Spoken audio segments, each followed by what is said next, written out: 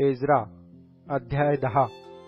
Ezra देवाच्या मंदिरापुढे पडून रडत असता व प्रार्थना करून पापांगीकार करीत असता इस्रायल स्त्री पुरुष व मुले बाळे यांचा मोठा समुदाय त्याच्याजवळ जमा झाला।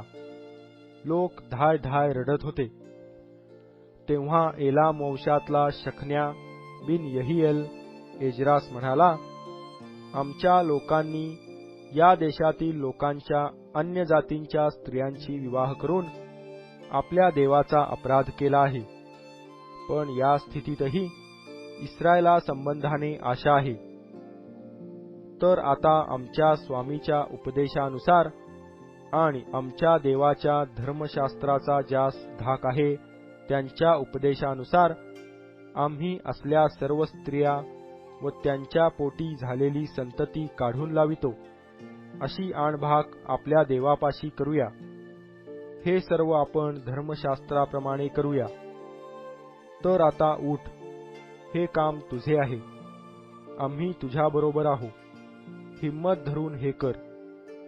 मग एज्राने उठून याजक, लेवी व सर्व इस्रायल यांच्या प्रमुख याजकांकडून शपथ वाहविली की आम्ही या वचनानुसार वर्तू। ह्याप्रमाणे त्यांनी शपथ वाहिली। मग एज्रा देवाच्या मंदिरापुढून उठला आणि यहोहानान बिन एल्याशीब याच्या कोठडीत गेला।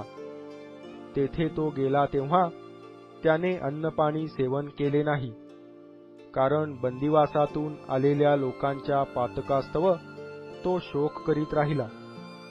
मग त्याने यहुदा व यरुशलेम यात राहणाऱ्या बंदिवासातून परत आलेल्या सर्व लोकांस जाहीर केले की तुम्ही यरुशलेमेत एकवट व्हा। सरदार व वडीलजन यांचे सांगणे जो कोणी ऐकणार नाही व 3 दिवसांच्या आत येणार नाही त्याची सर्व जिनगी जप्त होईल आणि बंदिवासातून आलेल्या मंडळीतून त्यास निराळा काढण्यात येईल। मग यहुदा व बेन्यामीन यातील सर्व लोक 3 दिवसांच्या आत यरुशलेमेत एकत्र झाले। हे सर्व 9व्या महिन्याच्या 20व्या दिवशी घडले।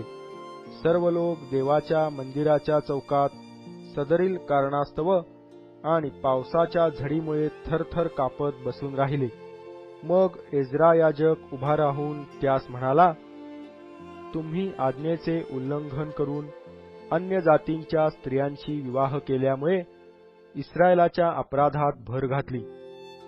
तर आता आपल्या पूर्वजांचा देव परमेश्वर याच्यासमोर आपले पाप कबूल करा, त्याच्या इच्छेप्रमाणे वर्तन करा आणि या देशचे लोक व अन्य जातीच्या स्त्रिया यांच्यापासून निराळे व्हा।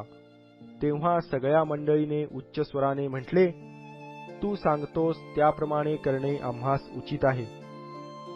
पण लोक पुष्कळ आहेत आणि पावसाची झड लागली असून आम्हास बाहेर उभे राहता येत नाही, आणि हे काही 1-2 दिवसांचे काम नव्हे, कारण आम्ही याबाबतीत मोठा अपराध केला आहे।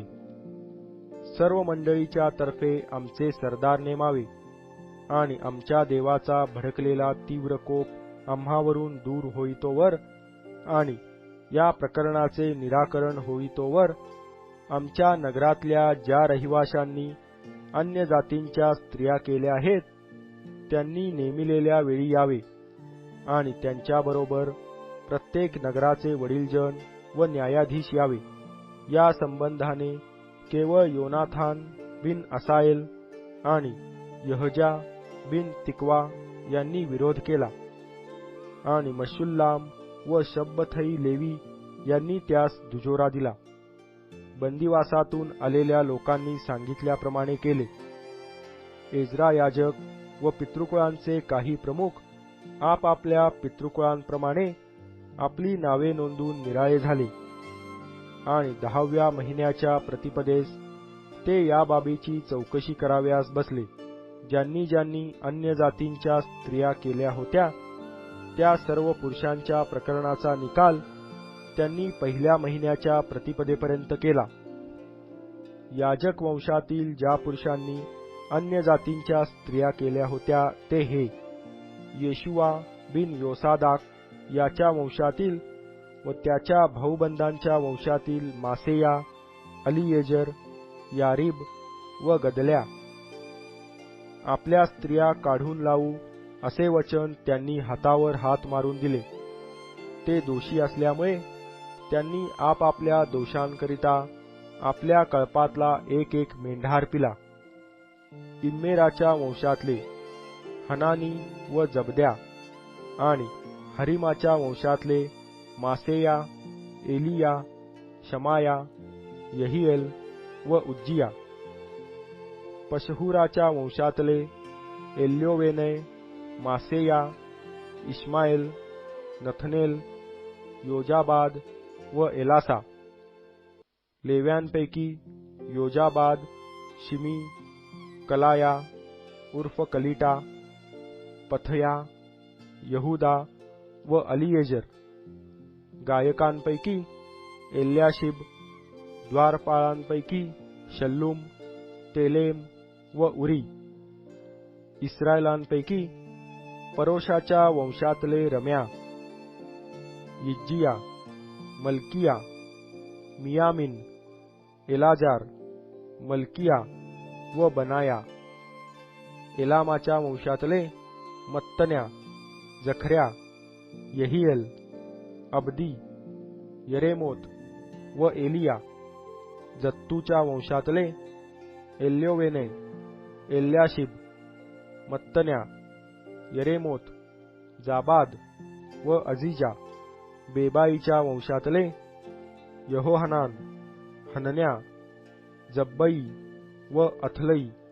बानीच्या वंशातले मशुल्लाम, मल्लुक व अदाया, याशुब, शाल व रामोत. पहत मवाबाच्या वंशातले अदना, कलाल, बनाया, मासेया, मत्तन्या, बसलेल, बिन्नुई व मनश्शे. हरिमाच्या वंशातले अलिएजर, इश्शिया, मल्किया, शमाया व शिमोन. बन्यामीन, मल्लुक व शमर्या. हशुमाच्या वंशातले मत्तनई, मत्तथा, जाबाद, अलिफलेट, यरेमई, मनश्शे व शिमी. बानीच्या वंशातले मादई, अमराम, उएल, बनाया, बेद्या, कलुही, वन्या, मरेमोत, एल्याशिब, मत्तन्या, मत्तनई, यासू. बानी, बिन्नुई व शिमी.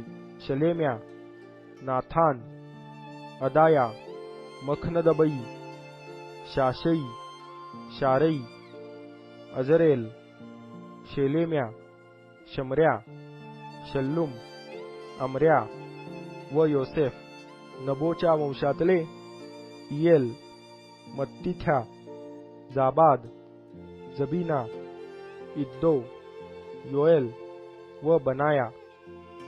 या सर्वांनी परदेशीय बायका केल्या होत्या आणि त्यांच्यापैकी कित्येकांच्या पोटी त्यास मुले झाली होती.